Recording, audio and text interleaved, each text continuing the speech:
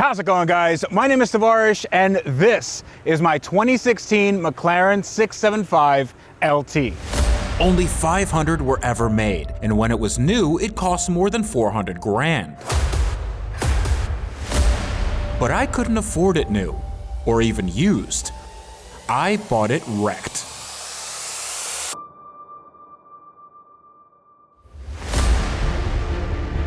It took my team and I 2 years to build it into a one-of-a-kind supercar. We changed the color, added a functional roof scoop, and installed a totally bespoke interior. It was the most beautiful, most expensive, and fastest car I owned. But unfortunately, the fun didn't last long. Oh no! Whoa, what did we do? Oh, I think the engine... Oh my God, I think the engine just blew.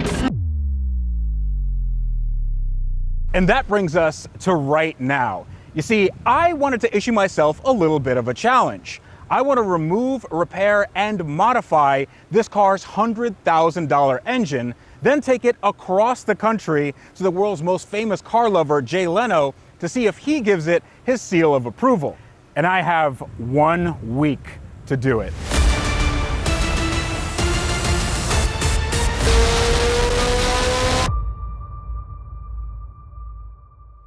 Now, I know I shouldn't be sitting around like this, but the car's broken and I'm waiting for a ride. In fact, the guys from Cannonball Garage are on their way down here right now to pick up the car and take it to their shop in Chicago. Actually, I called Arnie, the shop's owner, and I asked him if we can get this engine build done in a small amount of time, and he just said, "I'm on my way," and hung up the phone. Who does that?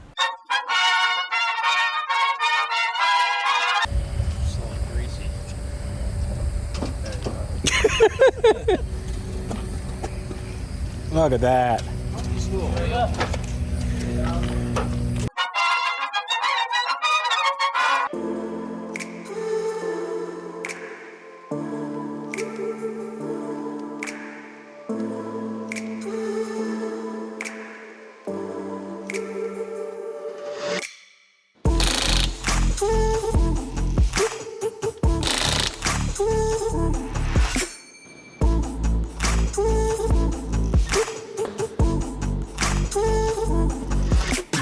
So here's a quick rundown of what we're gonna do. Ivan and I are gonna tag team the back end of this car. That didn't sound very good. So we're gonna take off the fender liners, then we're gonna take off the suspension, and then we're gonna disconnect about 3 million hoses, and a bunch of oil and coolant and stuff is gonna fall into the ground. We're gonna get super dirty. And then at some point, that engine is gonna come out of the bottom of the car.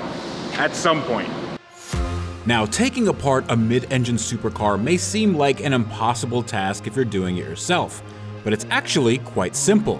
First, we remove all the bottom body panels. Then we drain the coolant and oil.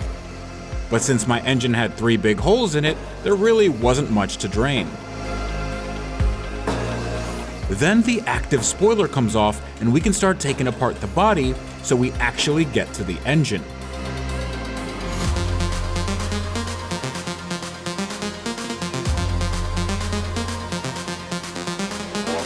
And as you can imagine, McLaren never intended for owners to work on these cars themselves. So there are a few extra bolts and panels before we can even see the power plant.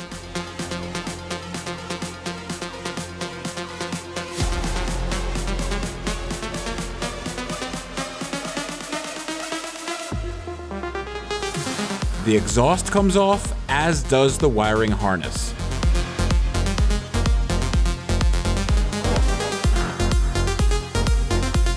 Then the brake caliper, rotor, and suspension are removed so we can see the bolt for the transmission mount, which is located inside the frame.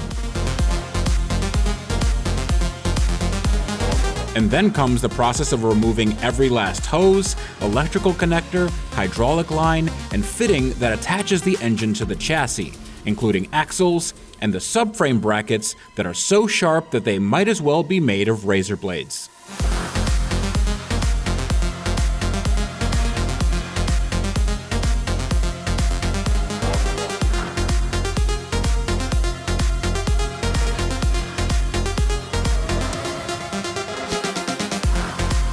Finally, we roll a workbench over to the car, take out about 10 bolts, and the engine slides right out. And none of the busted knuckles or swearing made it into the video, so it all looks very easy. Ladies and gentlemen, this is how you remove an engine from a McLaren 675 LT. Believe it or not, this took all day. And I got here a little bit late this morning, and Ivan here was doing some work on the AC and coolant systems. He got those all drained, and now, many hours later, we have this thing out of the car. But now is where the fun starts, because we have to disassemble this whole thing, don't we? We got to separate the transmission from the motor, get the motor up on a stand, and start disassembling it. So we've got some work to do still. Okay, so let's say by the end of tonight, we're gonna have a brand new engine in the car, right? Hell yeah. No. Let's take this thing apart. This is gonna be fun. Now that the powertrain is out of the car, the next step is to get it on the ground so we can separate the transmission from the engine.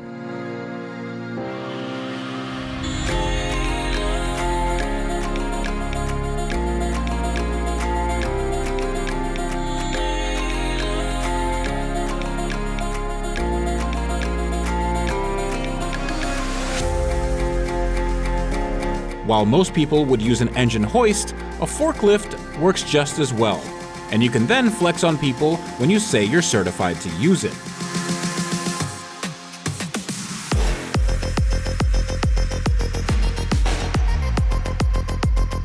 And after a few bolts holding the bell housing on, the transmission comes off to reveal the build's first disaster.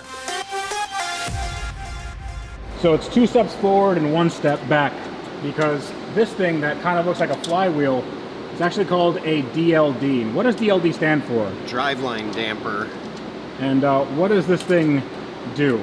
So it basically cushions the input shaft of the transmission using these springs. This is keyed to the crankshaft. This is keyed to the input shaft, so the springs are in between to take up some vibration. Problem is it moves around and it wears, and you can see right here, it's almost worn through the tip of that spring. And when that spring wears through, it sends spring material all throughout here, and it gets stuck in the starter, and then the car won't start. It breaks the starter. It could break, the flywheel or a crank position sensor. Lots of bad things. So we have to replace that. They actually have a newer part, right? It's like an enclosed thing. It's not for the P11s, it's for the P13s, but we've used it on the P11s and it works perfectly fine. Completely enclosed, you don't see the springs, you don't have the spring shedding issue. I mean, look at this one. This one's ready to break right now. Oh, wow, yeah. So and this car only has about 9,000 miles on it. So this is, I mean, for an engine that has 8,000 miles on it, for this to happen, that's pretty silly. Our very first one was a 675 LT that was road raced, 3,300 miles, already broke one of these pieces and shedded into the starter, burnt the starter out.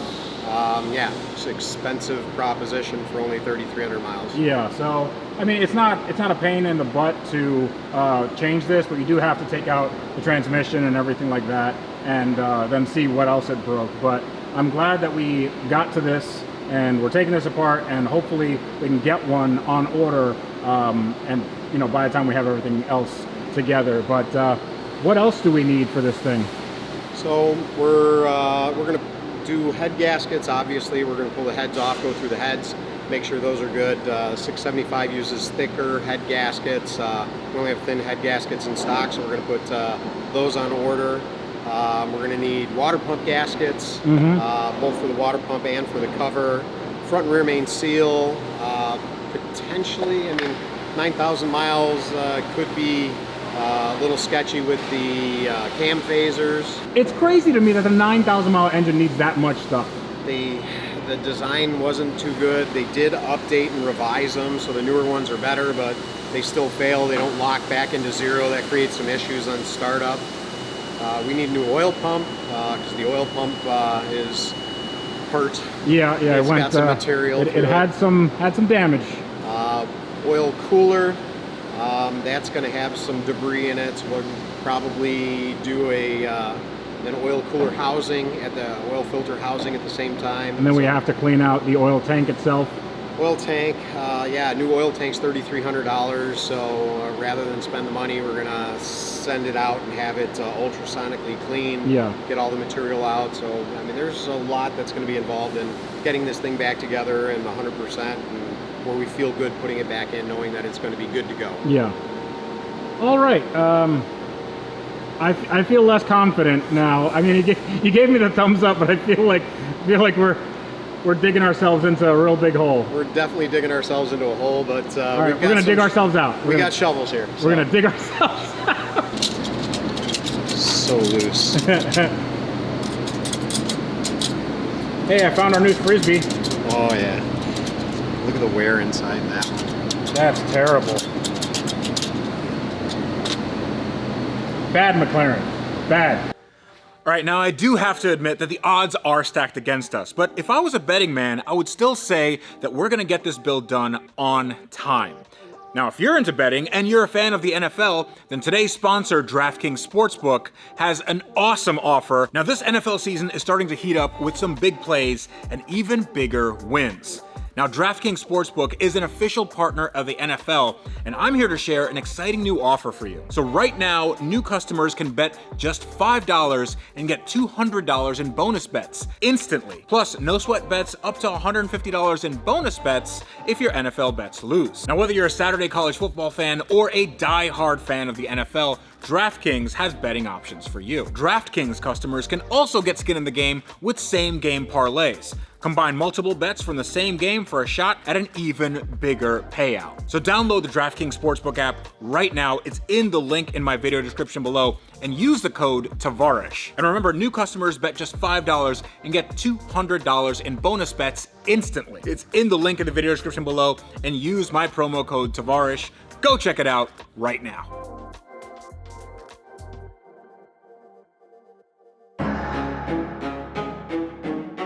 Now here's a fun game. Check out the difference between a professional and an amateur. Ivan manages to remove the intake manifold, all front brackets, lines, and hoses, and even manages to help me a bit before I can remove one of the turbochargers. I'm glad I don't do this for a living.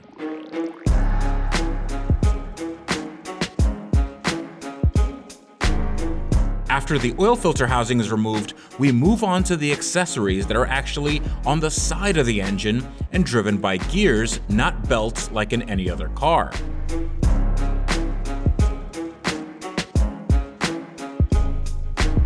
I get to work on removing the second turbo, but Ivan is so far ahead, he's already removing the timing chain, oil pump drive, and taking the entire front end off the engine. Did I mention I'm really glad I don't do this for a living?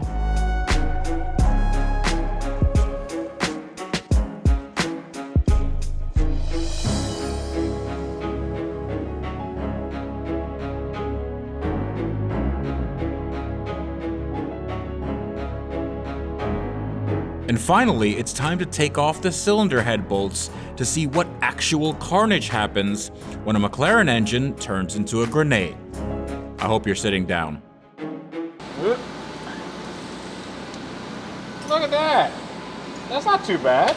4 cylinders? Yeah, there's 4 cylinders. That one's almost in its spot. It's a little cattywampus. It's crooked. And it's also, looks like it's probably smacked a valve or two. That got hit right there. This doesn't look terrible though. No. So hopefully that is the worst of our problem. Pop that bad boy off. Look at that. Whoops. You notice that none of these are where they should be. So look at that. That's nice. That's fun. So it cracked the piston right here. Not connected to anything. Nope. Okay, cool. That's a nightmare.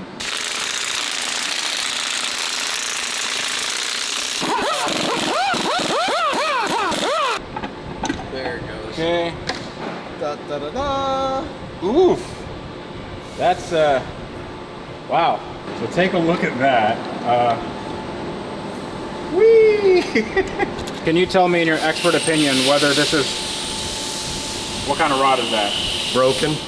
Oh, it's broken? It's a broken rod. In your expert opinion, this is broken, okay? That It's is not going back together? Definitely not put going that back right there. together. There we go, it's coming out. That's a shape. That's but look at this, it can still, it's still got some range of motion. Look at that. You're rocking the small rods too. Okay, so small rods. Yep, it is. Well, it's not about the size of the rods, it's about the size of the rod. So out of 8 cylinders, 2 of them have yeeted themselves out of existence. We got one bent. This one looks a little bit bendy. That one's definitely bent. So do we have like any good rods? Maybe 2. Maybe 2 out of the 8. But I doubt it. Yeah. That is not a passing grade. Ooh. That's many parts. Look at that. We got part of piston ring, and I feel like a little JB weld and she's good to go. Okay, we just took a good piston out of this engine, and take a look at that. That's, I wonder how long it's been like that. A while. I mean, it's side-loaded the bearing quite extensively. Oh my goodness. So I was driving on bent rods for a bit. 100% bent. 100% bent. I think we have 2 that we can double check. That'll be easy. We'll check these. I honestly think every single one is bent to some degree, some more than others. I mean, look at that guy. That ain't supposed to be like that. So even if this looks sort of not bent, and then you look at it like this and look at the bearing wear, yeah, that's not very good. So what are you thinking? This, the rod on my right is bent. Okay. So you look at the gap between the top. Yeah. And if I flip it around, the gap changes, gets wider on this side. Yeah. So this one's bent that direction. So this must have been an early engine with the smaller rods. Yeah. This is our record, 8. Yeah. Before this, it was 7 bent rods. This went 8. So we got 8, and I mean, honestly, it's not like these were bent. These just disintegrated. Yes. So, yeah. Before this, seven bent rods. This you took high score. Yeah, high score. Good All job. 8 rods bent. Woo! This is the difference that we're talking about when it comes to small rod and big rod. Yeah. So this is like a toothpick. This is like a bigger toothpick. You can still see, even being a bigger toothpick, Yeah. whoop, she's bent too. Do you think it's because of the way that the metal is formed? I think it's undersized, probably under spec for metal. Yeah. You know, our rods, the rods we're going to put in here are a different design, a different material. It's going to be much stronger. I can grab one of those and we can do a little comparison. Oh yeah, okay. So width-wise, we're radically different. You can see these are I-beam style here, the factory ones. These are H-beam style. Okay. This is going to take care of that issue with the bending. So yeah, much stronger design. Wonderful. Much stronger material. 200 horsepower per rod, no problems. Get these out of my face. Let's just like throw them in the garbage. All right, let's put that in, but not into this engine. And we are wasting no time. This is the new to me block. This is not a 3.8 liter, it's a 4 liter. It's an M840T block from a 720S. And Ivan is already putting some stuff together. This is like a 2-piece block, right? Yeah, got a upper half, bottom half. They call this the ladder frame.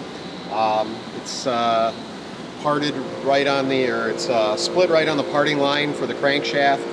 So bearings go in here. The enclosed bottom end goes on top, buttons it all together.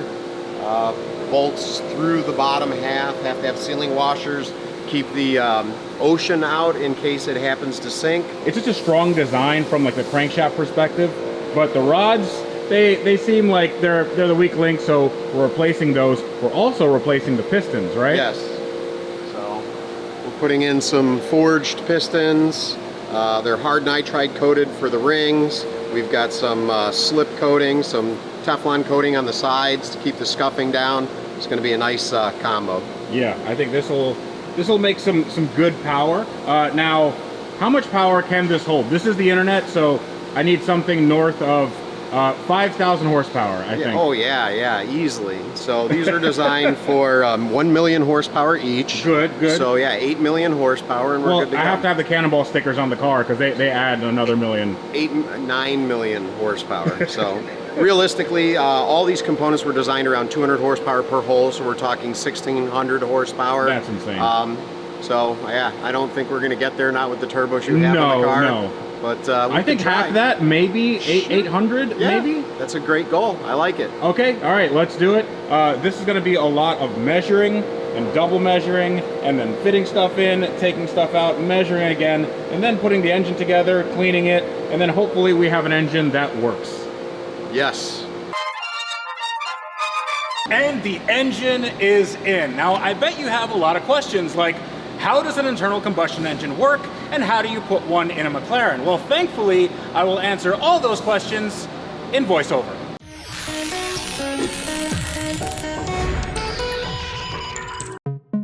McLaren's V8 engines are known for being lightweight and powerful, but their reliability can sometimes leave something to be desired. So in order to make as much power as possible, their engines need to be hand-built by people that actually know what they're doing.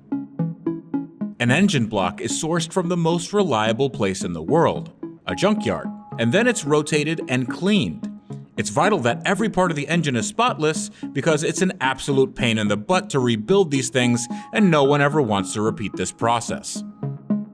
The new pistons are put on a table to mark the last time they'll ever be this shiny again. The engine's oil squirters are little metal fittings that shoot pressurized oil on the bottom of each piston to help cool it under heavy loads.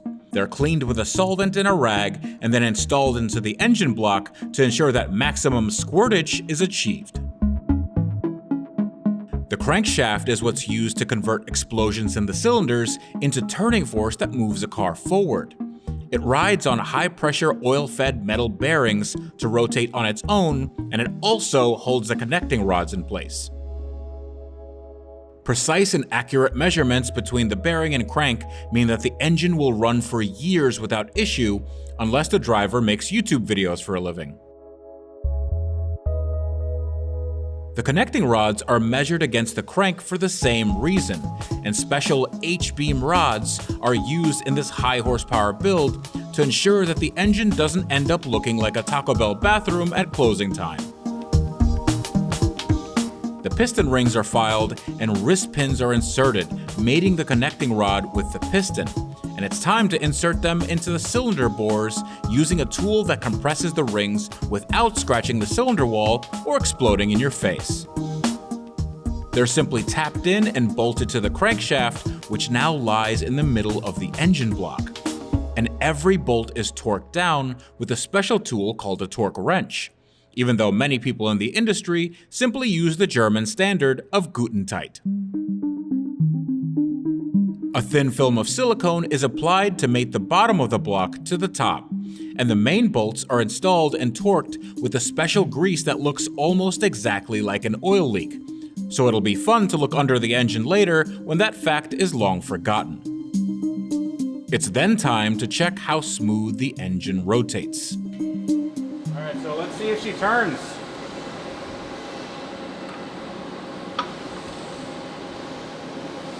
Oh, look at that.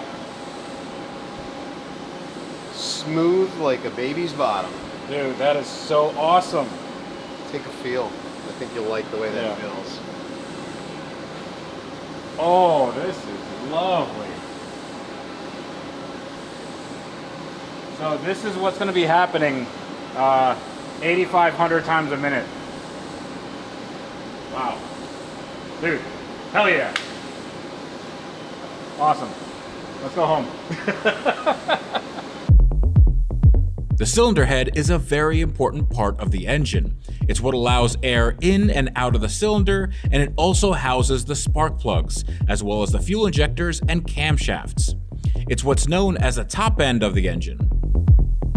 A head gasket is installed and the cylinder head bolts are torqued down in a specific sequence. And if you're a Subaru owner, you'll know this by heart. The second cylinder head gets the same treatment and has to be installed the exact same way, or else it could get jealous. The valves in the cylinder head are what open and close at specific times to let air in and allow it to escape through the exhaust. These valves need special shims, and they're measured to make sure their clearances against the camshaft aren't too big or too small. The shims are measured, changed, and remeasured, a process so repetitive that it makes stamp collecting look like an extreme sport. Next, the camshafts and timing chains are installed using special tools that lock the camshafts and crankshaft in place. The valve timing of the engine is vital to the running of the engine, and since this engine has variable camshafts, it requires a specific torque and sequence of bolt tightening. It's just like dancing, except missing a step means you blow a $100,000 engine. The accessories are bolted onto the engine block, as well as the turbochargers, coolant lines, and vacuum hoses.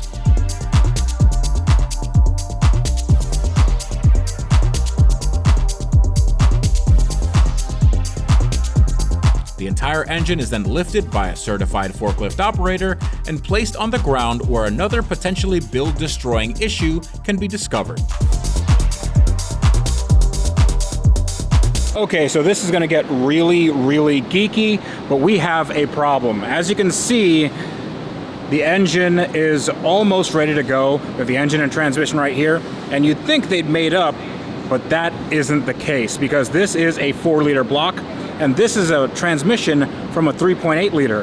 And while all the bolt holes line up, the starter, which is over here, well, the starter is right here, and it lines up to this hole right here. Problem is, on a 3.8, this is supposed to be recessed to like right here. And when we put on the driveline dampener, which is like a flywheel, there's no actual way for this starter to engage that flywheel, so there's no way to start the car. Now we have a few options. Number one is just to cut into this. I don't want to do that because there's like a bearing and stuff in there. But option number two, which is what I think we're going to do, is there is a 720 transmission up there somewhere in the rafters, and we are going to cannibalize it and take some parts off, and we're going to take the bell housing portion, we're going to bolt it on here, hopefully it bolts on, and then we're going to take this mount because on the 720 this is a little bit of an offset mount. We're going to put the new mount on, and then the car should believe that it's a 4-liter and everything should go together, and then I'm not going to have a heart attack. There we go. Ooh, look at that. Let's compare and contrast. My brother in Christ, those look the same. So that's the clutch, right? That is the clutch. Is that the dual clutch? That is the dual clutch. Sweet. I'm not gonna touch that. Seems expensive. Don't touch it! This spins at the rate of the engine, so this is always spinning on the outside. And then you've got, well, it's also, you can see it's geared directly to this. This is gonna be your oil pump. That's gonna pump for all the hydraulics to make everything work. And then you've got your 2 clutches in there, and basically when one engages, you're engaging one shaft, and then when the other engages, you're engaging the second shaft. So you got your even gears and your odd gears, and that's how you go. Like it was meant to be, my friend. Look at that. You got to swap that with the other transmission. But other than that, she looks good. That looks real good. I mean, I'm not sure. This should fit, right? I'm fairly certain, but yeah, I'm not as confident as I was previous to about an hour ago.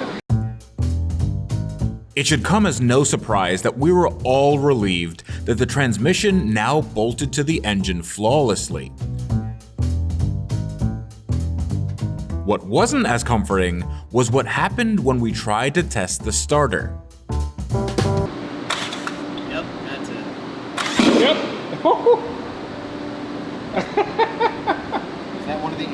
I think that's one of the intake. Yeah. One of the plastics on the intake, or one of the tapes on the intake. Yeah. Oh yeah.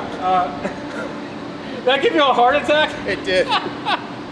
Well, we have compression, ladies and gentlemen. Oh my goodness. You did a good paint job. Okay, starter works. Let's get a high five. Yeah. I think we killed Ivan. And after 6 long days of work, the engine and transmission, now mated as a powertrain, could be fit back in the car. And for the sake of time, let's just say the installation was reverse of removal. Now, Ivan and I have been tirelessly working, and when I say tirelessly working, I mean he's been getting up at the crack of dawn, actually before dawn sometimes. They don't let me go home. They don't let me go home. That's not true. That is not true. We let him go home. I want him to go home. But this is a Sunday, and we are about to start this car, but there's a few things that we have to do before. We have to put the coolant tank on, we have to fill it with coolant, we have to make sure that the engine is primed, because we don't want to starve that thing of oil after we just built it. So this is fingers crossed that everything goes smoothly, but in the next scene, you guys should see a running McLaren. Hopefully. Hopefully. Can you cross your fingers for me at home? Just please do that. So we're under the car and we are about to turn over the engine. We're not going to start it. We have to turn it over because the engine needs to get primed. That means that all the oil in the dry sump tank has to make it around the oil passageways of the engine. That way, when we actually do start it, it doesn't run dry and it doesn't ruin the engine. So you're just going to do it the old school way? Yeah, I've got this switch right here that I use to... yeah, calibration tool? Yep. Just like that.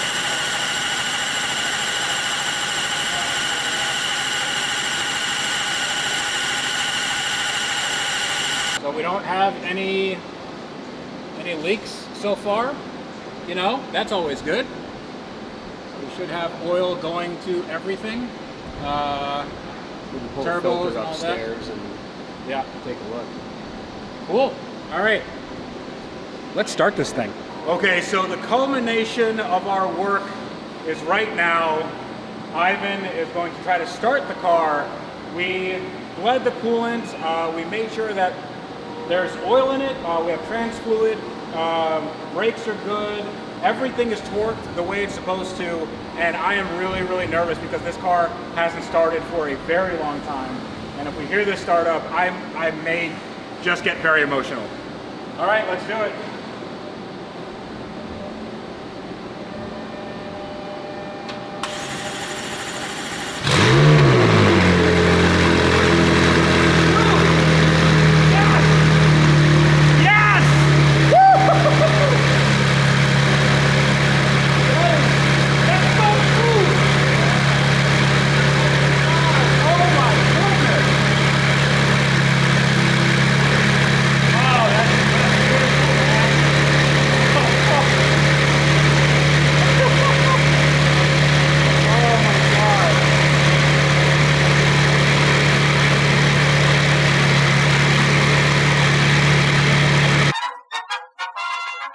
So it is the next morning and Ivan is wasting no time in putting this car on the dyno.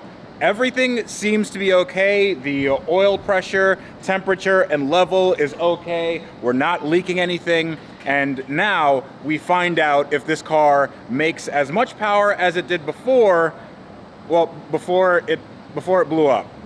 I think it's gonna make some good power. I hope it makes some good power. If you guys have your fingers crossed, keep them crossed, because I'm gonna need some luck. So we're not going for power runs just yet. Right now, we're just doing break-in miles. So we're gonna have this. As you can see, he's doing some calibration and stuff that's above my pay grade. But right now, we're just going through all the gears, making sure that the piston rings seat with the sleeves, and then we can go for some real power.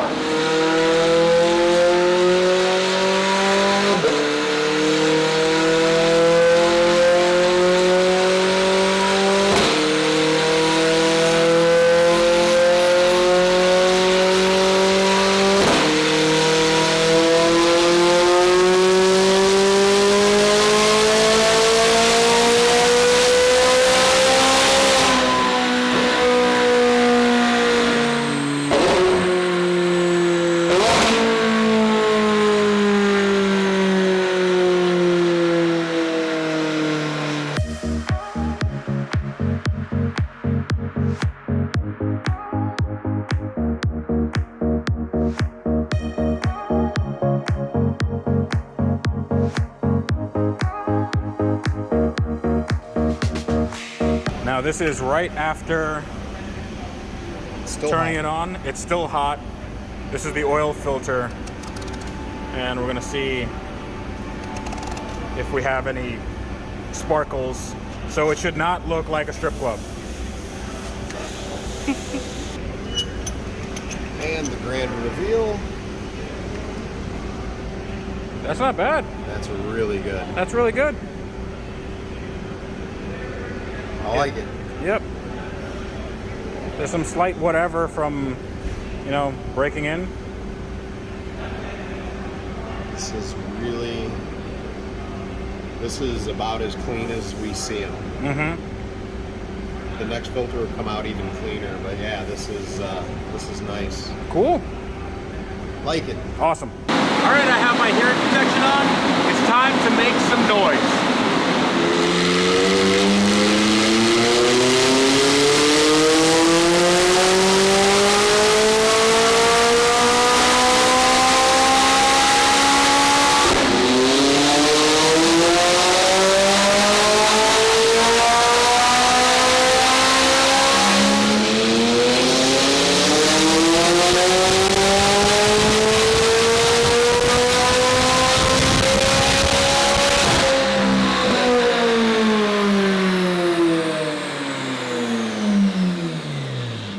So we have some final numbers. They're not final, but for right now, I think these are really, really good. So let's take a look. Now, we did a bunch of runs here, and our final number is 682.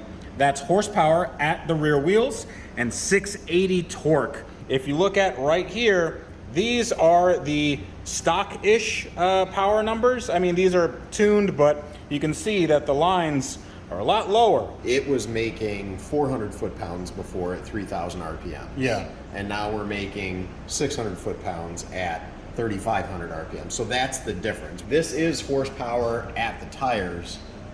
This is torque at the crank, but measured at the tires. Okay. So this is what the engine will do. Mm-hmm. If this was the actual torque that you were seeing at the tires, the car would barely move. So it's multiplied by gear ratios and final drive and all sorts of that. Okay, gotcha. So this is engine torque measured at the tires with all the driveline loss and everything like that. So 680, 680. Mm-hmm. So as far as why aren't we making a ton of horsepower up top, all that time and energy that we put into putting this engine into here, why aren't we making it? Yeah, turbos. Turbos are our big choke point right now. Even on these huge torque runs, it still plummets, it still drops. There's just no way to hang it out. They won't move enough air. Simple enough to resolve, just some big turbos on there and we're good to go. But I think that's going to have to wait for another time. Yeah, I think what we have accomplished here is we have made a torque monster, but also a reliability monster, because I want a car that not only drives well, but also I can drive it any day of the week without having the rods fall out of it like the first engine did. So this is exactly what I wanted. Now, we could put some race gas in here, and then we can make about 100 more horsepower, and that is because we can throw more timing at it, maybe some more boost, I don't know with those turbos, but definitely we can make some more power, and then it would be around like 1,000 crank horsepower, somewhere thereabouts. Yep. I don't feel the need to do that right now, because we need to get this car on the trailer, and yeah, time's a ticking. But here's the thing, dude. You have been the best guy to work with on these cars. Not only because you're knowledgeable, because, I mean, we get along, man. I consider you like a really good friend now.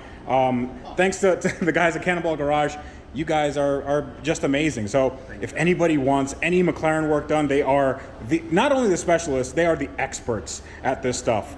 We took a car in 1 week, and this is not the regular pace, by the way. This is because... Don't expect that, please. No, don't expect that. But like, this is me and you working 14-hour days, sometimes more, to get this thing off the ground, and I absolutely cannot be happier. So thank you so much. I mean, we still gotta drive this thing. We still got to put it up on the rack. We got to do an oil change. We've got undercovers to put on it. We've got to drive it on the street logs, load it on the trailer. We got a lot to do. Okay, all right, let's get to that. A really good component of any tune is the street portion of the tune. And I decided to let Ivan drive because he has had a lot of experience in driving very fast cars. And I've never been a real passenger in my car, so this will be fun. We're in for an experience, both of us. Yep.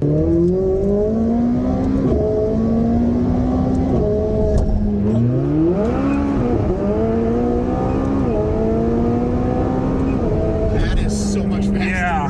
Holy hell. So traction control off, it blows the tires off. Makes a big difference. Holy I crap. was speechless. That's I was like, oh. That's a huge difference in first and second gear. Yeah. Massive difference. Wow. That felt great. And it's so controllable. Oh yeah, absolutely. Great. That was, I like it. That's good. Give me a 675. I Oh, want one. wonderful. Let's do it. You want this one?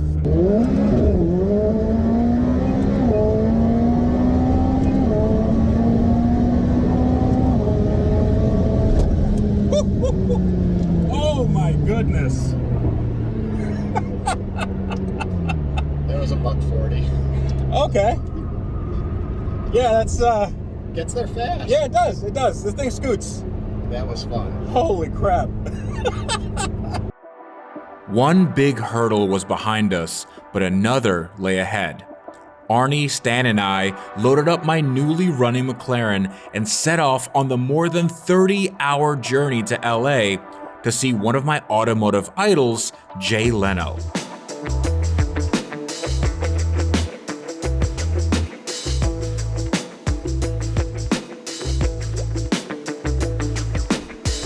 And even though the past 7 days left us all exhausted, the thought of a road trip just felt right.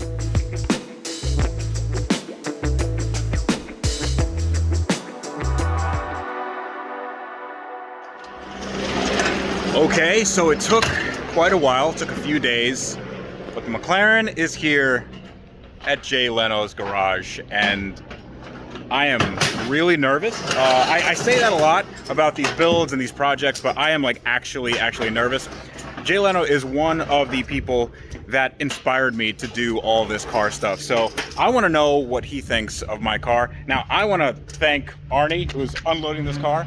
Arnie and everybody at Cannonball Garage, because without them, we wouldn't be able to do this. And Arnie not only treated me, you know, like a good customer, but like he treated me like family. And that is so important when you have to do an engine swap in 7 days. Absolutely. So thank you so much, man. Like this is a dream come Let's true. do it. We made it. Yeah, we made it. We made it. We did it. We're there. Okay. Now I need to stop shaking and get this car off the trailer, and then we'll see what Jay thinks.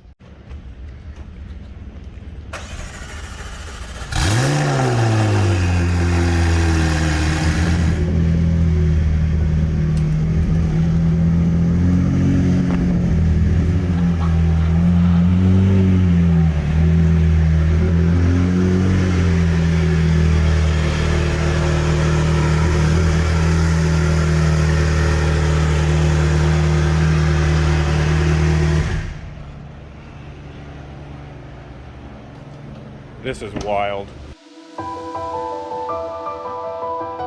I can't begin to tell you how much this all meant to me. Filming with an automotive legend in my dream car, built by my friends and I, was almost more than I could handle. But weirdly, I held it together, and so did the car. It did so well, in fact, that Jay had a few choice things to say about it.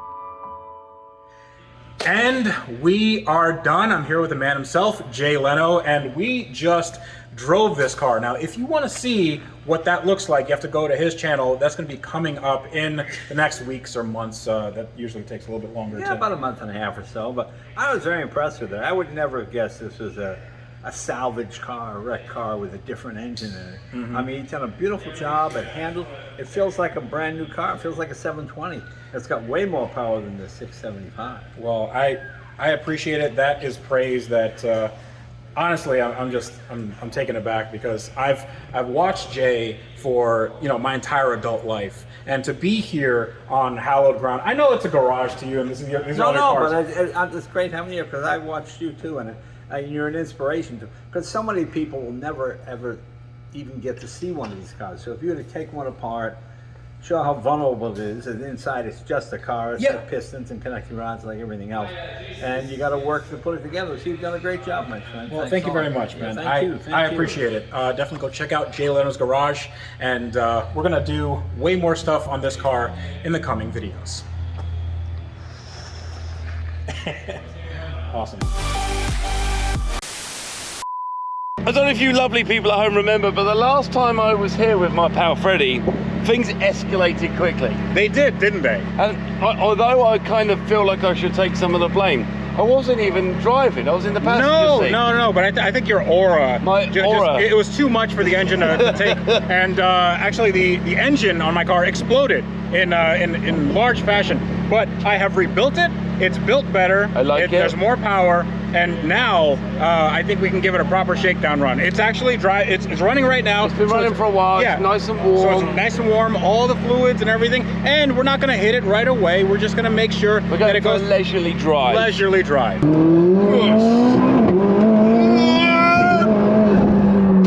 It out. Oh, and the engine didn't escape the car this time. No, it didn't. Oh, this is the road that scared us last time. Right? This is it. Oh, I could feel my brain going to the back of my head. That is something else, man. Engine's still together. Yeah, we did. It was. I'm not a bad omen after all. I tell you what, for me, one of the funnest experiences of this car has got to be that roof scoop. You really get that feeling of the mechanics of the vehicle and how much air this vehicle takes in when you're driving it. Oh, and even when you back up, you get that come through. Oh my God. That is something special, man. Thank you so much. I'm so glad that I wasn't like the bad luck person that like every time I go out with you can damage your car. But yeah, I'm struggling to breathe now.